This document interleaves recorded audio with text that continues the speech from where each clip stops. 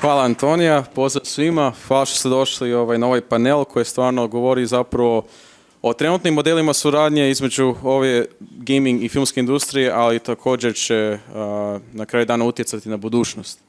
I za prvo pitanje za paneliste, I'm going to switch to English. I don't know why I'm speaking Croatian, I'm sorry. So what I just wanted to say,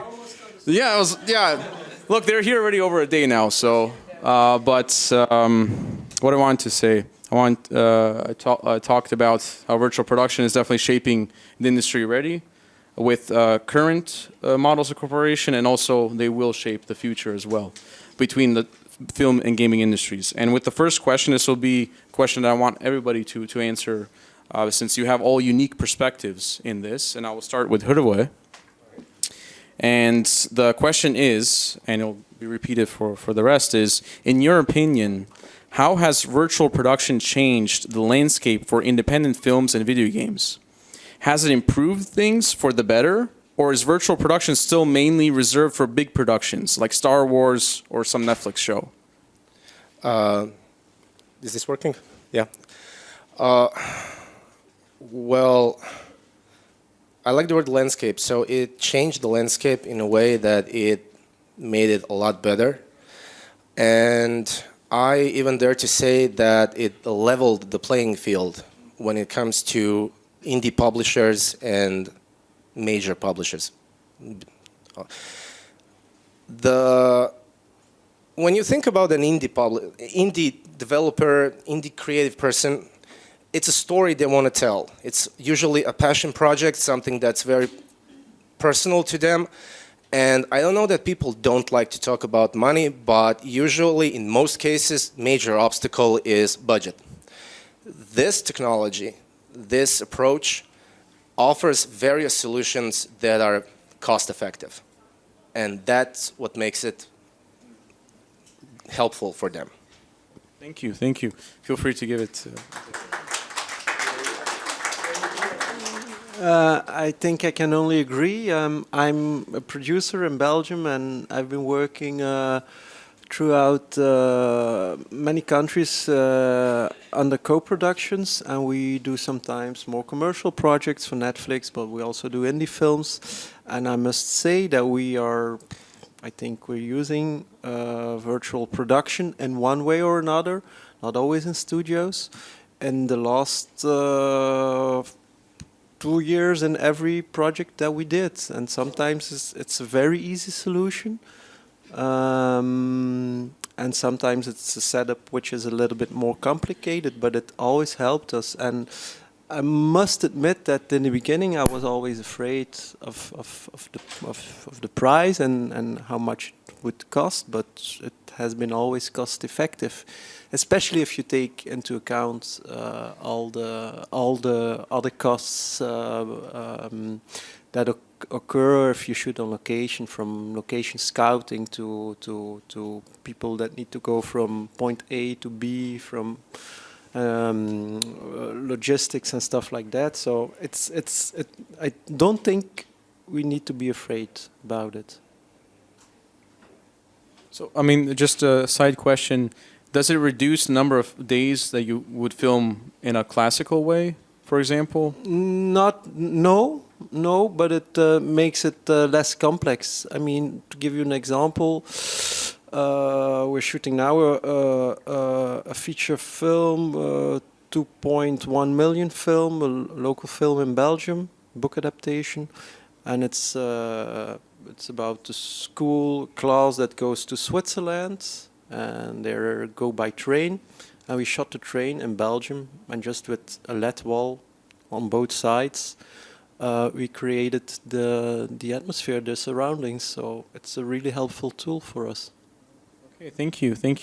Matko? I can speak about maybe a local thing here in local, maybe in the region. It's like, I'll quote LCD Sound System. If everybody's keep talking about it, nobody's getting it done. So for now, that's I think that it can level the playing field, as your colleague said, but also that it requires a lot of. It's going to require a lot of changing of the way we think about how to do some stuff.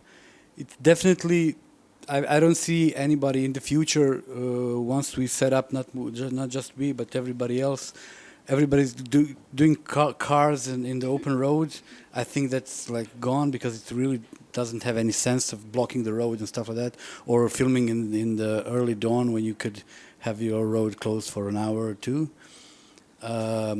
So I believe that it could help, but I also think that it's really important that we start to think about it not as a technical tool, but more as a creative way of what we can do with it, how it's the different way to tell the stories, because it can, now with virtual production, we can easily film somebody jumping over the between two buildings or stuff like that, which can be very much less stressful, less complicated, or I mean, at the end, if you're shooting like a family drama, you can have two people discussing on the rooftop, and you can film the sundown all day.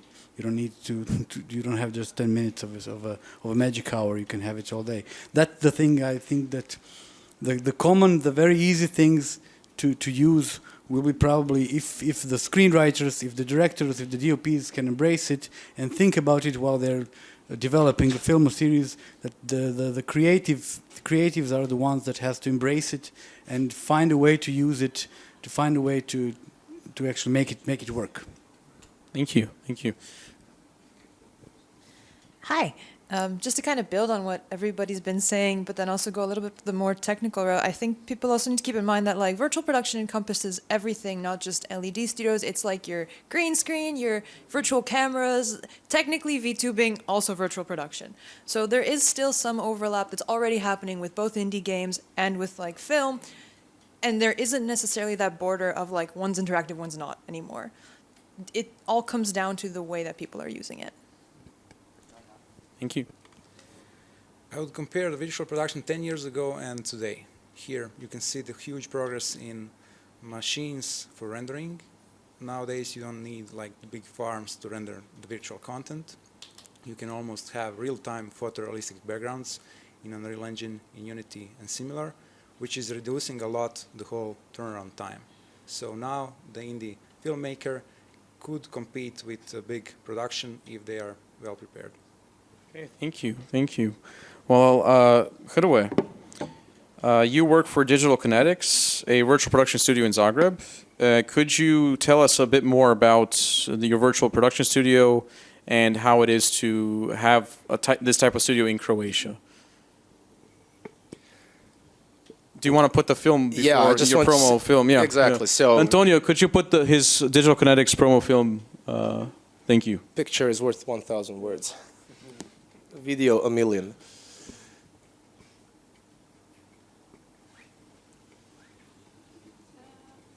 Antonio, are you here?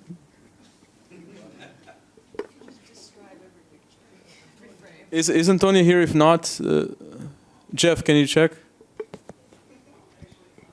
He's not here. Okay. We're going to do this a different way then. Yeah, so feel free to introduce your studio and where you're located and stuff. So our studio, Digital Kinetics, is located here in Zagreb, and we encompass everything, basically everything that's been said so far here on the panel. We offer a wide spread of possibilities when it comes to virtual production, and what a colleague said is very extremely important. If a client is well prepared, if the pre-production was done well, we like to be a part of that, then the whole process is really fast and satisfying. When it comes to movies, we offer classics, LED walls, green walls.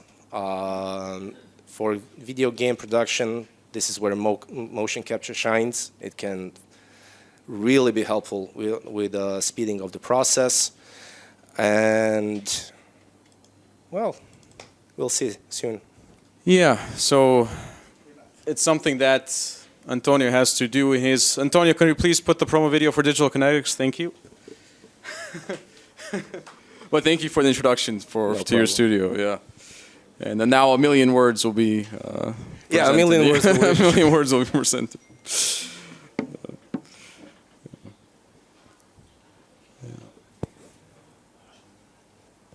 It's located not too far from here, actually, like 10 minutes, right? 15? Yeah, well, luckily Zagreb is not that big, so yeah, 10, 15 minutes. With traffic, 30? With traffic, 30, yeah.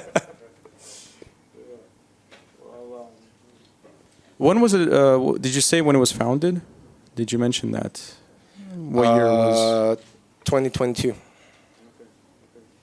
Thank you, Antonio. There is sound.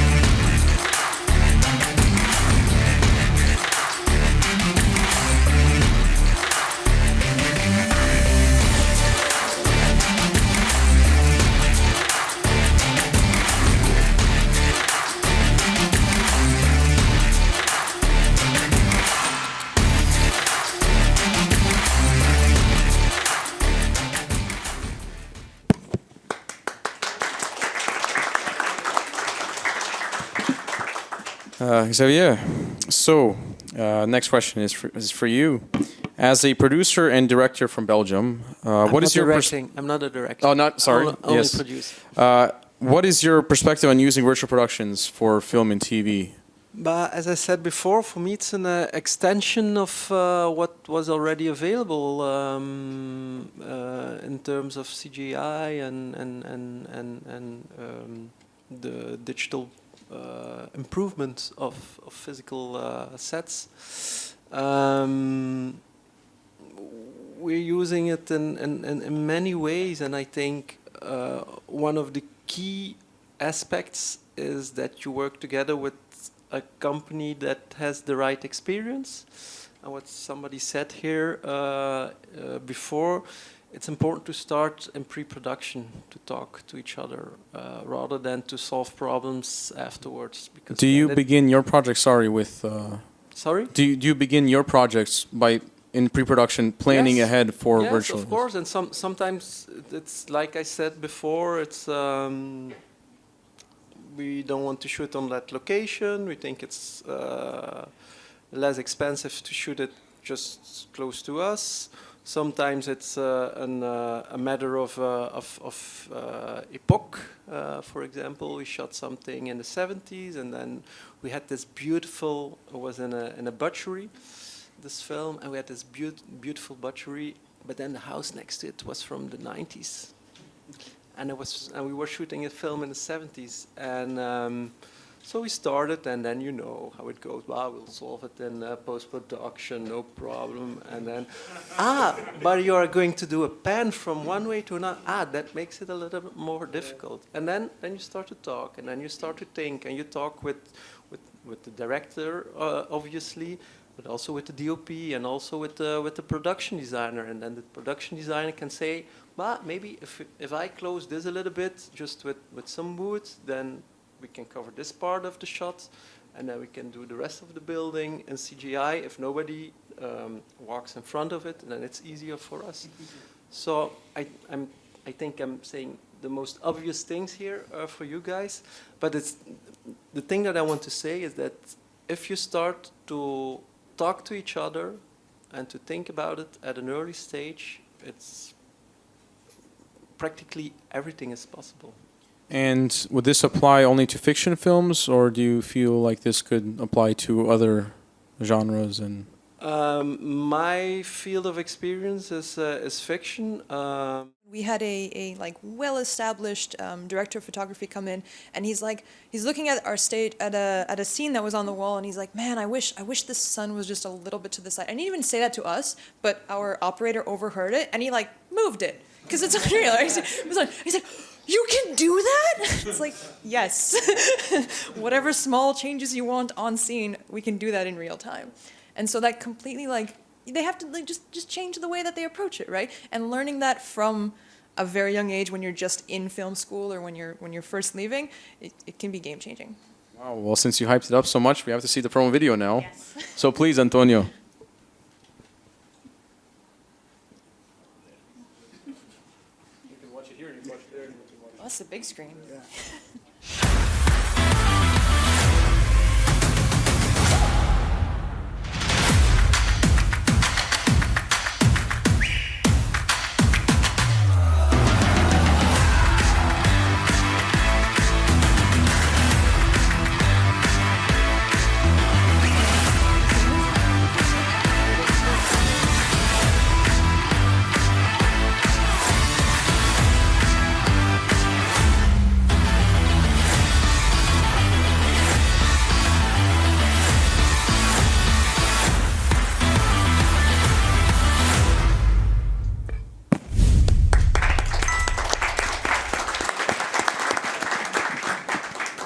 So maybe people didn't catch it in this promo video, but could you give us like just all the list of projects you do, like as far as like genres, like do you films? I saw there's some music spots. There's like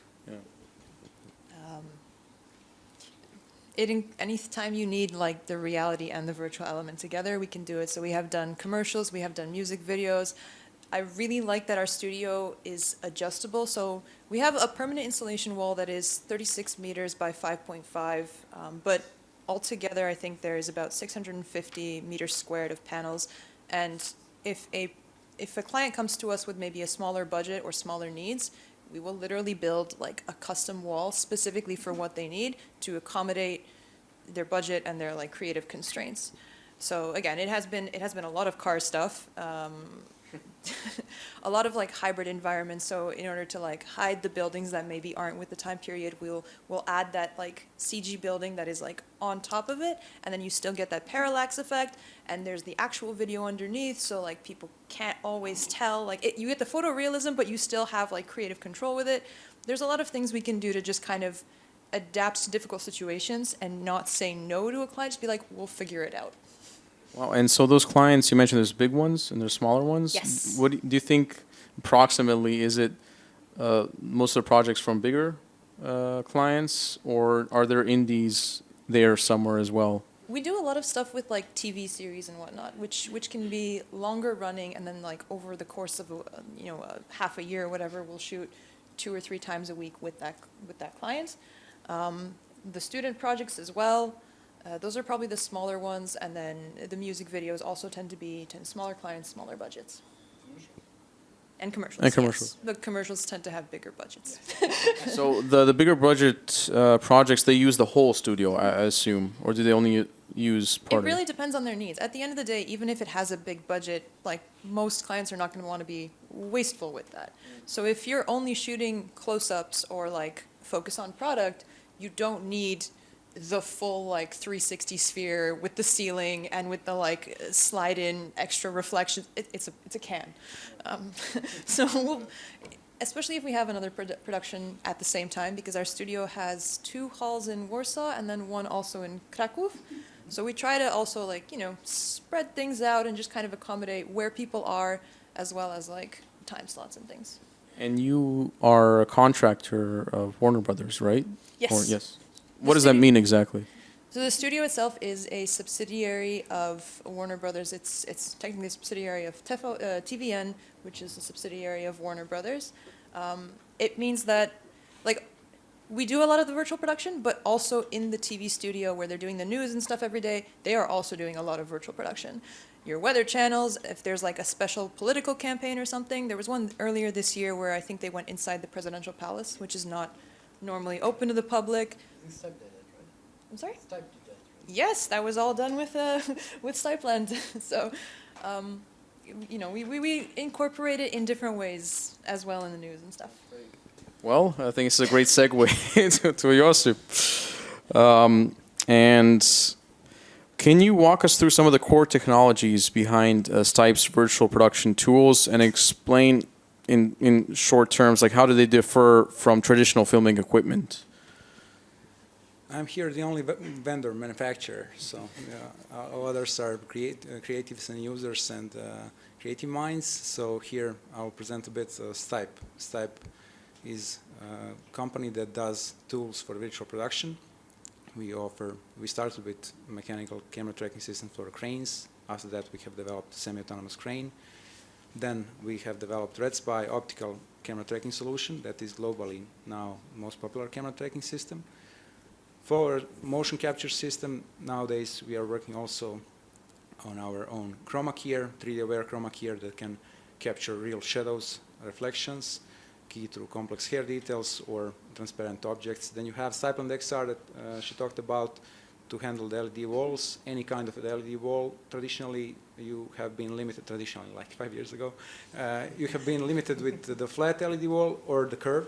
Now with Stipeland XR you can have any kind of the LED wall shape, including the LED floor, which is very, very difficult task because LED floors have also glass protecting the panels. And in the LED cube, everything should look seamless. You should not see the lines between the tiles and the wall. Having that all combined with the augmented reality set extensions, so you cannot see the edge of the wall, this is something that they also use in Poland. What sets us apart is we love head-to-head comparisons. So when you do some public tender which requires that, we love to see that results, and then you see that we are a market leader and that we are like 1 order of a magnitude apart in precision and quality. After more than 10 years of experience and development, we were awarded with an Emmy Award in the field of engineering, science and technology. Congratulations. That's a huge thing. So it's interesting, And not to forget, now mention please. when they're talking about education and missing talent. That's what I want to ask you. Here Yes. you have some educational institutions, so that's a good place to start. And we are opening now in 1 month a showroom here in Zagreb that has 3 floors for Stipe Academy in green screen, LED, and augmented reality. And I believe that was a missing piece that you Wow. So in 1 month. Yeah. In Zagreb. Yes. Wow. There'll be more information on your website, I assume. Yes. This is huge. So if anybody's a student here, if anybody's a filmmaker or a game developer, this is really, really big thing. Because we haven't, as Matko said, we haven't had something like this in Croatia before, especially on Stipe's level. That's a really, really big thing. Hrvoje. So continuing with the Croatian audiovisual industry, what type of projects have you done so far at Digital Kinetics? Well, we've done a lot of different things, but most recently, from video game perspective, we did a trailer for the game Scum. Any fans of Scum here? Yeah, there we go. Also, we did locomotion animations for the upcoming game Black State. And from the video side, there was really, really fun project. So we did a video spot or music spot, music video for Croatian band. Now Croats will know Psihomodo Pop. Are any fans of Psihomodo Pop here? So you can imagine. Okay. You can imagine having Gobats in the building. That's something else. And there are 2 more projects. So they're in a way ongoing. So one is wrapped up from our side, so it's in post-production. So technically we are still under the NDA. But hopefully it will be available on Netflix pretty soon. So that was really cool. And we are in pre-production for the project with Croatian director, Arsen Ostojic. So yeah, we're really excited about that So one. steps are being taken in Yeah. a positive Yeah. direction. That's great. And that's also going to be a very interesting project because Arsen is, your old school director. So this whole technology, all of this is very new to him. And I'm not saying it's going to be difficult. It's going to be very interesting. He's really accepting the changes and the advancements of technology. Thank you, thank you. Xavier, I wanted to ask you, since, like, how have you seen the Belgian film community and gaming community kind of embrace virtual production from your standpoint? Was it very easygoing? Were there like hiccups, or what do you? We have 2 studios in Belgium, and they were set 4 to 5 years ago. There's a studio AED in the Flemish-speaking part, and then there's Lumix in the French-speaking part. And as I said before, people in the beginning were really taking a conservative position in working together with these studios. But now I know, for example, there's a popular television show, Knock Off, which is also available on Netflix. And they used it for several days to shoot a location. We did it as well. We didn't use these studios, but what I forgot to mention previously is that we used it for documentaries as well. For example, we were co-producing together with October Films in London a show for History Channel called Colosseum, and everything was shot in the desert of Morocco. And we just created everything with the post-production facility in Belgium. We created the Colosseum itself, so the buildings. We created the lines fighting with the characters on screen. And we also did it for other documentaries. For example, also with the UK, we co-produced a series for National Geographic called The 7 Wonders of the Ancient World.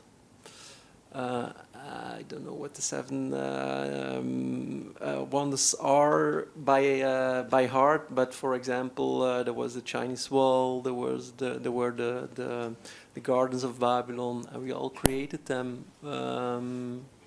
All in Belgium. All in Belgium. So I think we are in a good position. Studio-wise, but also the knowledge is there and the facilities are there. That documentary show came out? Yes, already. And were there any reactions from the public like, oh, this seems kind of, or was it just normal? No, but of course it's not, everybody knows that it's not shot in real. I mean, it's not possible to have somebody fighting with a lion in the Colosseum nowadays. So people, they know. But I think on an artistic level or on a creative level, if you are able to create a certain atmosphere with the technical means that are available, you can make the public believe everything you want. Okay, thank you. Matko, what would you suggest to a creation film or TV producer? Like, would you say, go heads on, do this, the next project's just, virtual production is the goal, or is this for a certain type of project, for a certain? No, definitely virtual production is just one tool, one puzzle in the whole story. The thing is that it can help you to do some things that you couldn't be done before. You can shoot films on locations that were impossible a couple of years ago. You can do things in a more humane way. You don't have to be out in the cold to shoot some things.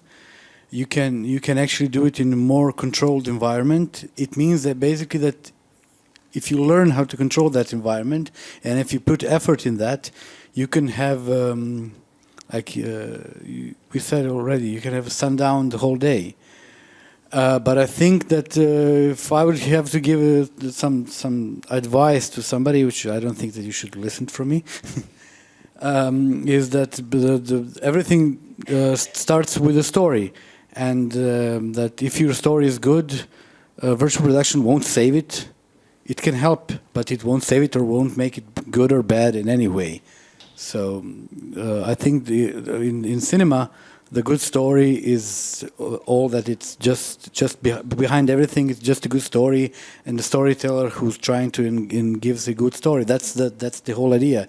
And we're coming from cinema world, trying to set up a studio that could actually provide filmmakers this without actually going too much into technical details. I mean, for us, our basic idea behind it just has to work.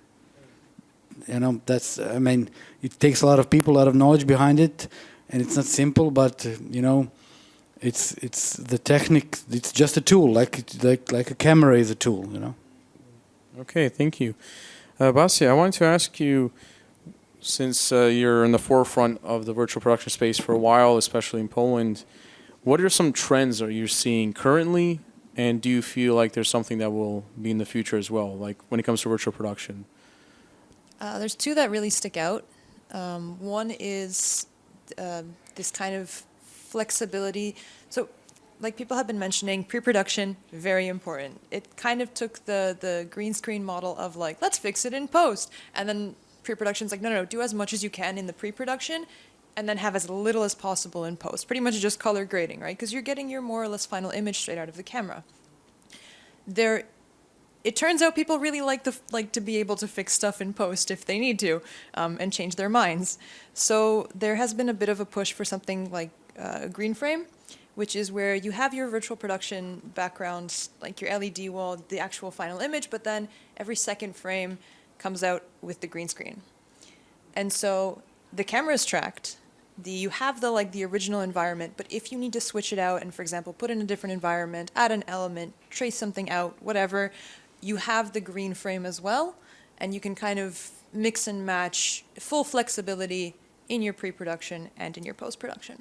That's one, and then the other one has been more use of AI and machine learning in general, not just from a creative standpoint, but also from the technical standpoint, the use of DLSS in Unreal Engine to kind of increase the frame rate and improve the look of like anti-aliasing and stuff, as well as using technology like Gaussian splats, which is also machine learning, to get realism in environments while still having that 3D feeling. And If I can go back to my recommendation, prep. We love shot lists. Please bring a shot list. Animatic if possible. as far as the AI element, is this something that you've seen influence your studio as well?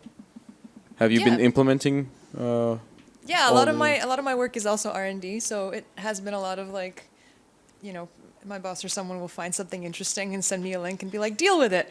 I was like, oh, okay, I will look into it and see if it's something that we can use, see if it's worth using, see if it can bring anything to our studio. And some of that also has been AI things. So, yeah. And Josip, what technologies or innovations in virtual productions do you see as the key for the future film and TV shows or gaming projects? Like, since we mentioned AI is a disruptor, or can we call it, or would you say it's something else? You would say Another tool in the another toolbox. tool. Yeah. How do you see it from the technology side? So from technology, we need to make the whole turnaround time even quicker. So technology is getting more and more simple to use. And I'll give you one example. Last 2 weeks ago, we had a show in Amsterdam where we have used only single person to operate the whole show. Last year we had four guys behind the camera and the presenter. Today we had only a presenter to operate the whole show. How we did it? AI voice recognition, AI recognition of a position in the space, and that was 3 camera setup, green screen, LED, augmented reality. When he's walking, he's triggering. When he's walking to the left, weather content, walking to the right, some political content. When he says, let's see results in USA, in Nevada, map appears, Nevada state appears. This is how we did also US elections a few months ago. So here we are going in the direction of AI helping a lot on this control and also in the content creation. From my point of view, where we are designing the tools from the hardware and software, not doing the content, I see the biggest improvements in the speed of the preparation. Here the prep, they're all talking about preparation of the scenes and the shots, and AI can help out here. Does anybody else have an AI comment? Maybe Xavier, from your Belgian perspective, your unique perspective. We haven't been using AI in a technical way on set. Of course, we use it a lot. I mean, in developing. Maybe this is not the right panel to discuss this, but I mean, we've been using it to create mood boards, to create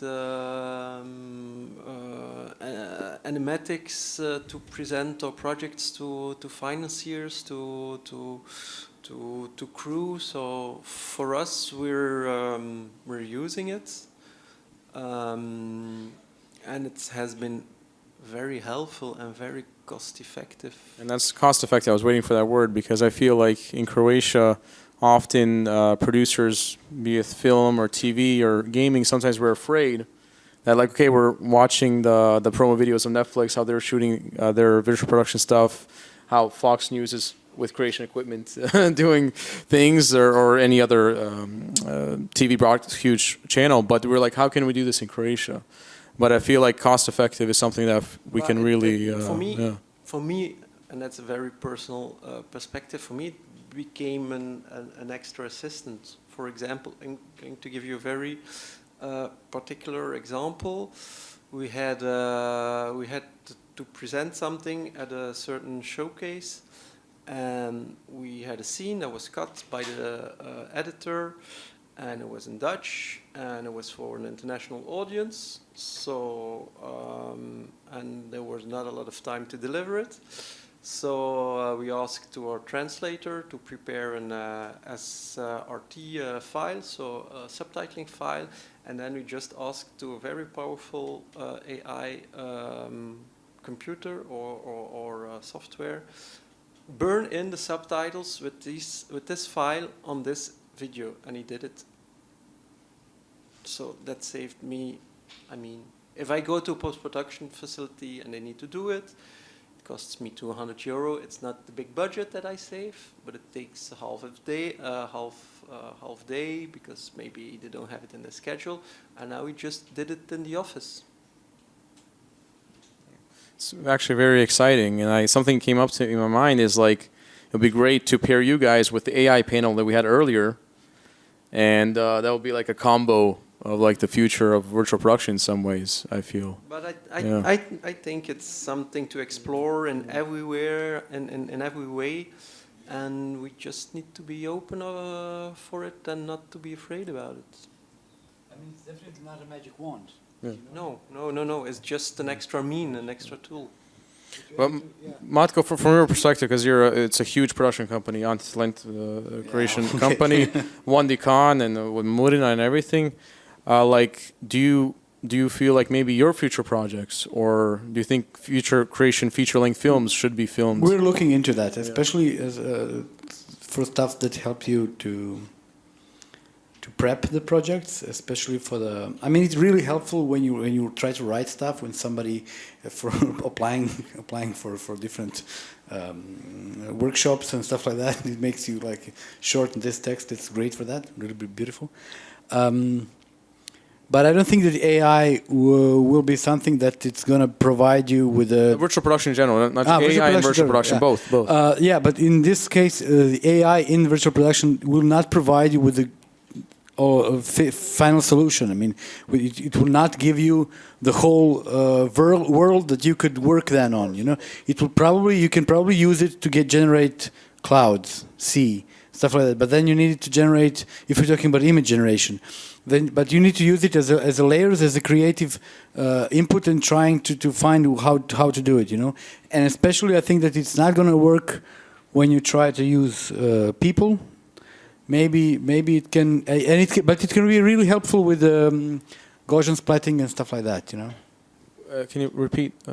Gaussian splatting, I mean, we're creating worlds or doing photogrammetry, stuff like that, you know, like creating, we did for one commercial that unfortunately didn't go.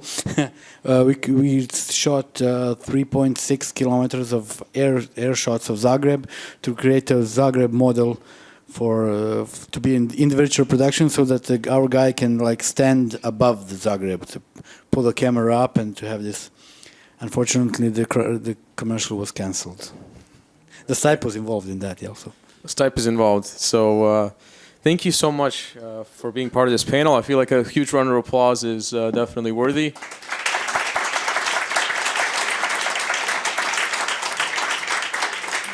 We have a couple minutes I reserved for some questions, I feel like, especially from the filmmakers and the game developers, students. Yes, a lot of questions.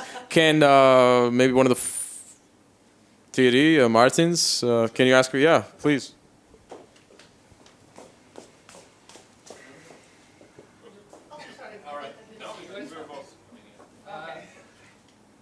You guys mentioned a couple of times games and mocap in combination of like the virtual studio.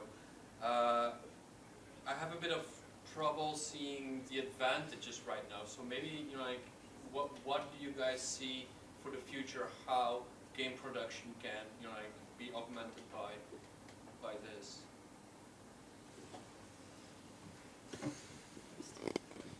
So again, if you're an indie developer, I would assume that budget is quite important. Now, in my experience, most of indie studios, they don't have a dedicated department for animations, for example. So you have a couple of people who are passionate, who know a lot, maybe not everything.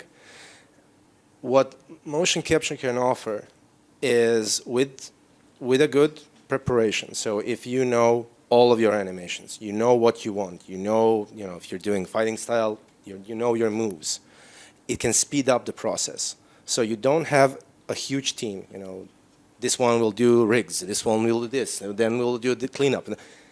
With motion capture, you can have, I would almost say, entire set of all animations you need in a couple of sessions. Now that saves you money, because it saves you time, and time is money, essentially. But how would the virtual production fit in that? You know, like, or maybe I'm not grasping the. Sorry. No, I think I understand. So, you can come to, let's say, our studio. So we have an environment. You place that environment in Engine, and you can immediately see the result and make a sort of a quality control on spot. So you know immediately, do you like it, you don't like it, do you want to change it, essentially. So again, it saves you time. Okay, that makes sense. You know, to kind of shorten the feedback loop in a way. Okay, thank you. I have a question about those green flashes during the,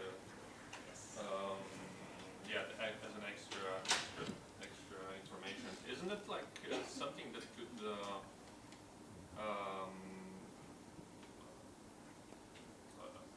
well, I mean, like having actors and having like for the every second frame of green flash, isn't that something that is like troubling them?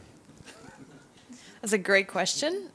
We did recently have to do a shoot with this, and there were definitely some actors that were like, please, let's slow this down and take a break. It's not something that I would recommend doing for 12 hours for a whole day. They are not always facing the wall. That being said, you really only need to get the overlap where the camera is looking, so it also isn't the entirety of the space. Yeah, it's all within the frustum. As well, it's not something that would be used for every single shoot. You can also do this thing where it doesn't necessarily have to be every second frame, it could be every third. If your refresh rate on the wall is high enough, then you have 2 frames of the LED content, 1 frame of the green, and then it's not as jarring, for example. I see, yeah. Yeah, I mean, if you use the ghost frame technology, you can I think you can even go faster, so fast, because it's gonna be, and with some cameras, with the global shutter, you can actually get it to at the same moment. You get two images, very small apart. Yeah, that makes sense. Another question regarding the displays, the LEDs in the background. Are they like properly bright so you can get the full, how do you call it, like dynamic range for the Color shadows, for the darkened side and the bright side? Because skies are really bright and the sun is super bright. You're really excited about this. Yes, they do get very bright. And more importantly, or I guess the thing that I get really excited about with our studio is because we have such a small pixel pitch, which means the screens are incredibly high resolution, you can get very close to them, which means you need less light to actually like show up on the subject. If you're doing image-based lighting, for example, for fire or whatever, and you need that realistic glow, you are going to get so much better a glow from having the screen 2 meters from the subject than, for example, like DMX RE lights, right? So I can imagine the screens get really like 1.9. warm, right? Sorry? The screens get actually quite hot, no? Do you need like cooling for them? The modern screens are quite Efficient. doable, yeah. And Yes. and usually, I mean, you have very sensitive cameras. If you use ARRI cameras or Sony Venice, even they're very sensitive, and so basically, the screens usually work around 15% of power. Yeah, Oh, I mean, wow. well, it really depends on what kind of the shoot is. I will say generally our studio stays in a range where a lot of the dudes that I work with are like, oh, it's getting too warm, we need to open the door, and I'm like sitting in a sweater. So we're in that comfortable range. One more question. As you said, the pixels, the distance between Pixel pixel pitch is small, but so it's not generating moiré effects or anything like interfering with the sensor of this of the camera. If you sharpen to focus for the screen, there is that risk. There should always be a little bit of a blur Yeah, on it. depth of field. I wouldn't recommend, for example, sharpening to screen. And that's why also we recommend that talent stays a certain distance away. The smaller the pixel pitch on your screen, the closer you can get to them and not have that moiré effect, which is why you see a lot of the huge studios in North America that have a pixel pitch of like 3.9, which is equivalent of like 4 millimeters apart. They're big because not all the space there is usable. They still have to have a buffer from the screen before like you can tell that there is a screen there and you get the moiré effect. Thank you. I think that's. I can it. have more questions, but But I think we're out of time, Antonia, right? Yeah, unfortunately. Okay, so thanks again, guys, girls. You did great. One big applause for our panelists.